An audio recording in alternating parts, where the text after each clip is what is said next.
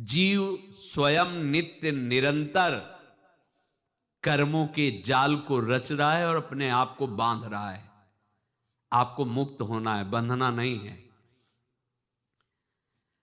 जीव का जन्म कर्मों के अनुबंध से होता है, कर्मों के बंधन से होता है, और उसको अपना ऋण चुकाना होता है। कर्मानुबंध ये बहुत सूक्ष्म विषय है। जैसे आप जिस परिवार में जन्म लिए हैं तो उस परिवार के लोगों से आपका ऋण है, इसलिए उसी परिवार में आप आए हैं। और ऋणानुबंध उसको बिना चुकाए या बिना वसूल किए आप वहां से जाएंगे नहीं। आपको लेना है तो वसूल करना है और देना है तो चुकाना है। ये पूर्व के जन्मों से निश्चित किया गया है। जैसे किसी के यहां पुत्र हुआ, जन्म से ही पैसा खर्चा शुरू हुआ, जब बड़ा हुआ तो उद्दंडता के द्वारा मार पूरे परिवार को क्लेश पर क्लेश देता चला जा रहा है। ये तुम्हारे कर्म का फल है। या ऐसे शक्तिहीन बुद्धिहीन ऐसे पागल पूरे जीवन सेवा करो, तुमसे अपना हिसाब चुकाने के लिए वो आया है। अब परिवार के जो सदस्य जुड़े आके, मतलब पत्नी आते ही पूरी हृदय में आनंद, परिवार में आनंद, और जीवन भर वो आनंद ही सुख देने के लिए उसका जन्म हुआ। वो अपना ऋणानुबंध मुक्त, और आते ही भयंकर क्लेश खड़ा कर दिया, बीच में दीवार और झगड़ा वैसा, फिर अतरे दिन मारपीट शुरू, कलह अशांति, पूरा जीवन नरक हिसाब करने आए। यहां ऋण चुकाए बिना कोई जा नहीं सकता, ऋण चुकाना पड़ेगा। किसी का ऋण वसूल करना है तो किसी को ऋण चुकाना है, दोनों काम करने होते हैं। अनेक जन्मों में अनेक लोगों के साथ हमने जो बर्ताव किए हैं, अच्छे या बुरे, वो होंगे। अब किसी आदमी को हम जानते नहीं, अचानक मिला, अचानक टक्कर लगा और मार पीट गाली गुप्ता सब कर दिया, चुपचाप सह लो। क्यों? ये आपका हिसाब है, पूर्व का हिसाब। हमारा उससे कोई द्वेष नहीं, कोई संकल्प नहीं। अचानक घटना घटी और हमसे द्वेष करने लगा, हमें पीटने लगा, हमें गालियां दे, ये हिसाब है, चुपचाप सह जाओ। अपने घर का भाई ही भारी दुश्मन बन गया और क्लेश दे, हिसाब है। एक प्रभुदत्त ब्रह्मचारी जी की वाणी में पढ़ा था, एक महात्मा जी भ्रमण करते थे तो उस समय असरफियां चलती थी, मोहरे असरफियां, तो उनको भेंट में देते लोग। तो या तो ठाकुर सेवा में लगे तत्काल, या संत सेवा में तत्काल लगे, उसका संग्रह करके डोलना ये ठीक नहीं है। बैरागी के लिए सिद्धांत में ये ठीक नहीं है। तो जब 2, 4, 6, 8 ऐसे मोहरे हुई तो उन्होंने विचार किया कि और भ्रमण करके जब काफी मोहरे हो जाएंगी तो प्रयागराज में जब कुंभ पड़ता है, एक बार पूरे सब अखाड़े के संतों को, अलग अलग संप्रदाय सब संतों को बुलाएंगे और सबको पवाएंगे। अब साधु है तो यही विचार करेगा, और क्या विचार करेगा। तो उन्होंने ऐसे डंडा बनवाया, बेंत, जो ऊपर से चूड़ीदार और भीतर पोला, और मोहरे उसमें डालते गए। और भ्रमण, जहां जहां श्रद्धालु भगत सबके यहां जाना और इच्छा रखना कि एक मोहर तो दे दे दक्षिणा में। कामना कोई भी हो वो बांधती ही है, ध्यान रखना। इसीलिए प्रभु जो चाहे वो करे, अपनी चाह नहीं रखनी चाहिए, अपनी चाह प्रभु की चाह में मिला देनी चाहिए। धीरे धीरे वो छड़ी भर गई।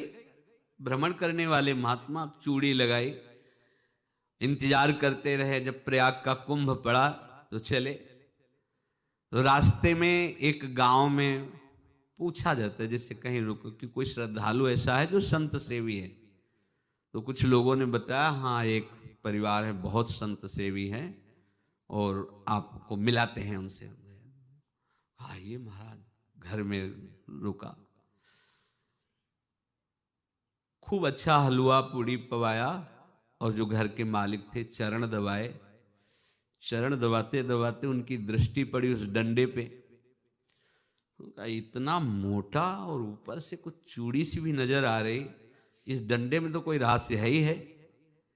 अब महात्मा जी को खवा पिला के सुला दिया। महात्मा जी जब सो गए तो पत्नी से धीरे से कहा, वो डंडा लाओ बाबा जी का डंडा। अब वो चूड़ीदार जो ही खोला पलटाया तो सैकड़ों मोहरे। ऐसे संत रोज पधारे भगवान, तुम आनंद हो जाए फिर क्या।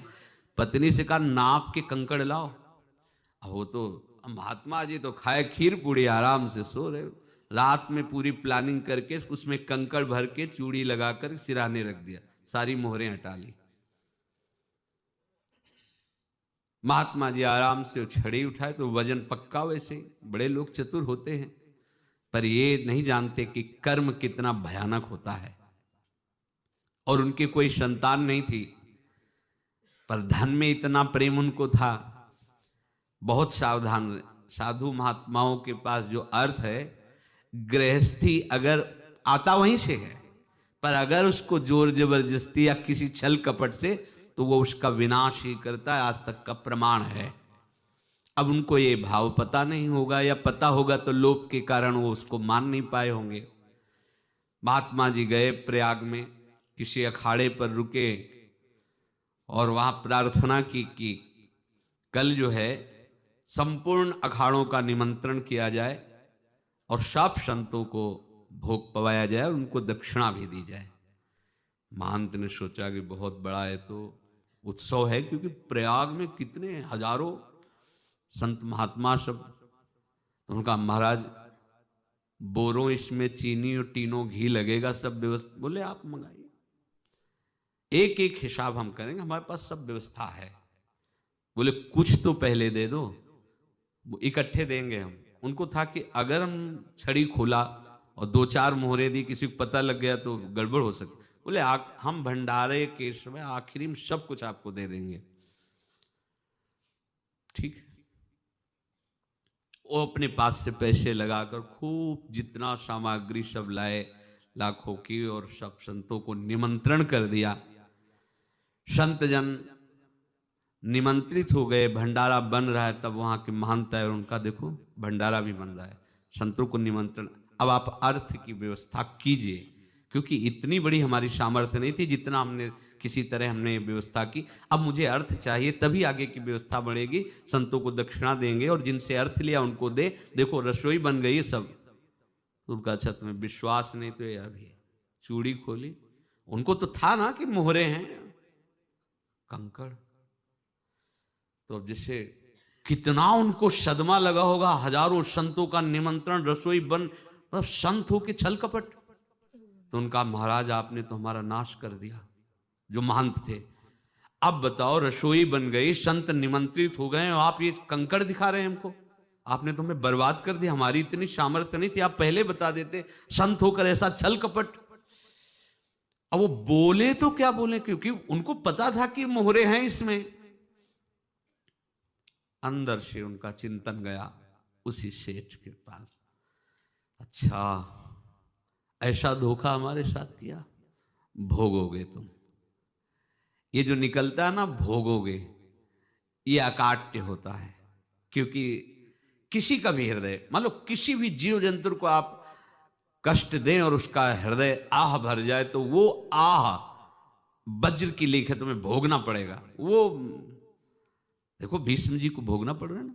सांप को ऐसे धनुष की नोक से उठाया और बंबूल के कांटों के ऊपर फेंक दिया, कई दिन तक सेदा हुआ, वो आह भर करके मरा। तो आपको 6 महीने बाणों की सैया पर आह किसी की ना लेना जिंदगी में। कोई ऐसा कोई आह भर करके कह दिया तुम समर्थ हो, हम तो कुछ कर नहीं सकते, और अंदर से दुखी, फिर तुम्हारी सामर्थ्य काम नहीं करेगी, मिट्टी में मिला देगी। फिर ये तो संत थे और भगवत आराधना के लिए, संत आराधना के लिए ही ऐसा किए हुए थे। अब इनका कैसे मुंह दिखाएं, अब क्या करें। सुबह संत जन आएंगे, सबके बीच में हमारी कि देखो इन्होंने, अब क्या करें। गए और संगम में जाके छलांग लगाई, अपने प्राण त्याग दिए। अब उनके तो पास मोहरे थी और व्यापार बढ़ा, और 9-10 महीने बाद ही लड़का हुआ। अब तो उनको कि संत फलीभूत हो गया। देखो व्यापार चल रहा, लड़का नहीं होता था, लड़का भी हो गया, बड़ा आनंद छा रहा है। जब से वो प्रकट हुए और धन की वृद्धि शुरू हो गई, पढ़ाई लिखाई में उनके खर्चा हुआ सब, बस बीमारी शुरू हो गई उनके शरीर में, अब उसमें पैसा जाना शुरू हुआ। इतने आसक्त वो दोनों हो गए कि कुछ भी हो, व्यापार ठप, संपत्ति बेचना शुरू। तो उन्होंने कहा कि बेटा मैं क्या कर सकता हूं तुम्हारे लिए? बोले हमारी अंतिम इच्छा है प्रयाग चलो, और जितने प्रयाग में संत महात्मा सबको एक बार भंडारा करवाओ, हमारी इच्छा अंतिम है, क्योंकि अंतिम यही इच्छा थी। तो बोले अब ज्यादा संपत्ति तो नहीं रह गई, तो बोले घर बेच दो, मेरे लिए ही तो है, बेच दो। मुझे लगता मैं बचूंगा नहीं, पर मेरी अंतिम इच्छा पूर्ण कर दो। घर बेच दिया, जेवर बेच दी। वहां गए, जब संत सेवा की तो बोले मुझे संगम तक ले चलो। संगम तक ले गए और बोले समझे तुम चुराए थे और हमने उसको छीना है, कुछ नहीं रह गया तेरे पास कुछ, अब केवल ममता और आसक्ति में जल कर मर और नरक प्राप्त कर। मैं वही महात्मा हूं जिसकी तूने मोहरे ली थी, शरीर छोड़ दिया। महात्मा को जन्म लेना पड़ा और इनको दुर्गति भोगनी पड़ी। ऋणानुबंध होश में, ऐसा नहीं कि आप जो कर रहे हैं कोई देख नहीं रहा, कोई हिसाब किताब नहीं, जो कर रहे हैं अवश्य में भोक्तव्यम, बहुत सावधान। अनेक जन्मों में अनेक लोगों से जो कुछ लिया दिया है, इस लेने देने को मिटा देने के बाद ही तुम मुक्त हो गए। इसीलिए एक उपाय है, लेना न देना मगन रहना। क्या? मालिक को समर्पित हो जाओ, मालिक को अपना माना हुआ समर्पित कर दो, खत्म। अहम त्वाम स्वरूपापेभ्यो मोक्षयिष्यामि, सब खत्म, आगे पीछे लेना देना सब खत्म। एकादश स्कंद में भगवान श्री कृष्णचंद्र जी ने कहा जो मेरे चरणों का आश्रय लेकर भक्त मेरा भक्ति करता है, उसके पितृ ऋण, मातृ ऋण, देव ऋण, ऋषि ऋण, सब ऋणों से मैं मुक्त कर देता हूं। बस यही एक उपाय है जो इसके बंद करने का उपाय भक्तों के लिए है, वो यही है, भगवान की शरण में होकर अपना माना हुआ पूरा भगवान की अर्पित कर दो। अर्पित करने का तात्पर्य उसमें अहम हटा दो। तो दियम वस्तु गोविंदम तुभ्यमेव समर्पय। जिनसे तुमने सेवा करवाई है उनकी सेवा करनी पड़ेगी, जिनसे तुमने जो कुछ लिया है उनको देना पड़ेगा। ये लेने देने का व्यापार जब तक समाप्त नहीं होगा तब तक तुम्हारा जन्म मरण चलता रहेगा। अब आपको यहां समझना है, यदि आपसे किसी ने पैसे लिए बेईमानी करके नहीं दे रहा है तो आप उसको गाली मत दीजिए, आपने बेईमानी की थी इसलिए आपकी बेईमानी हुई है, ले गया, कोई बात नहीं है, बंधन से मुक्त हुए, जो बोझा था चला गया। उसको ऐसा ना देखे कि ये बेईमान हमारे रुपए मार लिए, अब जो कुछ होगा देखेंगे। अगर आप आगे नया कुछ करते हैं तो फिर आगे का हिसाब आपको भोगना पड़ेगा, ध्यान रखना। ऐसा नहीं है कि आपको भोगना नहीं पड़ेगा। एक ही उपाय है कि अब जो शरीर धारण किए इसी में जो भोग ले, आगे ना होना चाहिए। तो क्या करे? सर्वतो भावेन भगवान की शरण ले ले। ये तो सर्वाणि कर्माणि मयि सन्न्यस्य मत्पराहा अनन्ये नैव योगेन माम ध्यायन्तु उपासते तेषामहं समुद्धर्ता मृत्यु संसार से। ये बड़ा कठिन है पार होना, कोई छोटी मोटी बात है।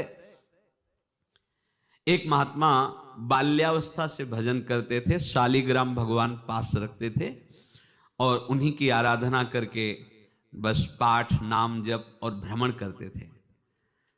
यौवन अवस्था थी, गंगा जी के किनारे अपने ठाकुर को विराजमान करके स्नान करने के लिए कपड़ा ही उतार रहे थे कि 90 लोग आ गए, भाला तलवार सब ले, मारो मारो इसको मारो, घेर लिया। तो उन्होंने हाथ जोड़कर कहा हमने क्या अपराध किया, कोई सुन ही नहीं रहा। तो उन्होंने कहा मार तो डालोगे ही आप, 90 लोग, हम कोई अस्त्र शस्त्र तो लिए नहीं, एक बार हमें गंगा में डुबकी लगा देने दो और अपने ठाकुर को स्नान करा देने दो, फिर इसके बाद आप मार देना। भगवत इच्छा से वो लोग रुक गए, स्नान किया और अंदर से प्रार्थना की, प्रभु ये क्या लीला है आपकी, आपके सिवा मेरा कोई है नहीं और ये मुझे मारना चाहते हैं। तो भगवान ने जानते हो क्या कहा उनके अंतर में, तुम मेरे में ध्यानस्थ हो करके शरीर को छोड़ो, ये लोग मारेंगे। ये मेरे भजन का फल है कि तुम्हें 90 जन्म नहीं लेना पड़ेगा। एक ही जन्म में 90 मिलके, तुमने 90 हिंसा की थी पूर्व में, तो तुम्हें 90 बार जन्म लेना होता और एक एक करके मारते। ये मेरे भजन का प्रताप है कि एक बार में ही 90 का हिसाब हो जाएगा। तुम आंख मूंदो, मेरे ध्यान में मगन रहो, मेरे प्रताप से तुम्हें कोई चोट नहीं होगी और स्वाभाविक मूर्छावस्था में प्राण तुम्हारे छूट जाए। ऐसा ही हुआ, ऐसा हुआ। तो ये बात समझ लो कि ये जो कर्मानुबंध है, ऋणानुबंध है। आप देखो, अगर शाप महात्माओं ने दिया कि तुम्हारे वंश का इससे विनाश होगा, तो भगवान भी परम धाम जा रहे तो उसी कील से, बाण की नोक में जो मछली लील गई थी, छोटा कण, उसी से की नोक बनाई और उसी नोक को प्रहार किया। भगवान के श्री चरण में वही बाण की नोक लगी और भगवान ने स्वीकार किया ना। भगवान का बड़ा लीला विचित्र है। अगर छुप करके उधर रामावतार में बात, तो इधर ऐसे स्वीकार किया है भगवान ने। ऐसा कहीं नहीं दिखाया कि मैं भगवान हूं तो मैं अपने लिए, ऐसा नहीं दिखाया। नारद जी का हित किया पर नारद जी ने शाप दिया तो भगवान ने स्वीकार किया। बंदरों ने ही सहायता की, जैसा बोले थे वैसा। ये लीला इस शरीर में भोगनी पड़ेगी। हाँ, ज्यादा को कम में भुगता देंगे, पर अब अगला शरीर ना मिले, इसके लिए सर्वतोभावेन भगवान के आश्रित हो जाए। जैसे आपने दुकान फैला रखी है तो उसमें दो काम होते हैं, लेना और देना।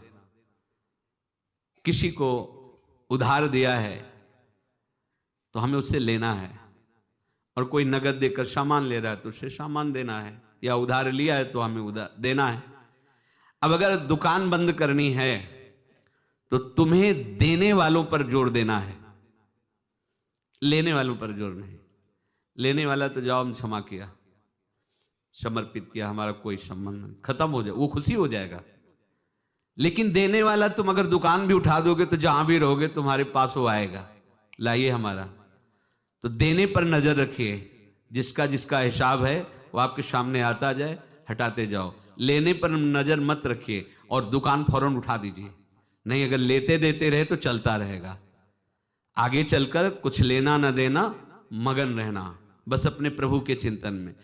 अब हम कैसे जाने कि किसको क्या देना है, हमें क्या पता? तो हम पूरा हिसाब जिनको पता है उनको दे देते हैं, समझ रहे हो? उनको पता है क्या लेना है क्या देना है, तो इनके पास पहुंच गए, सरकारी हिसाब से सब बराबर कर देंगे। हमको अपनी जिम्मेवारी इनकी चरणों में समर्पित कर देना है, तभी हम जीवन मुक्त होंगे। ये रहस्य की बात है। प्रभु कह रहे हैं, यस्य सर्वे समारंभाः काम संकल्प वर्जिताः ज्ञानाग्नि दग्ध कर्माणं तमाहु पंडितम बुधाः। जिसके संपूर्ण कर्मों के आरंभ संकल्प और कामना से रहित हैं, तथा जिसके संपूर्ण कर्म ज्ञान रूपी अग्नि से जल गए हैं, उसको ज्ञानी जन भी पंडित कहते हैं, बुद्धिमान कहते हैं।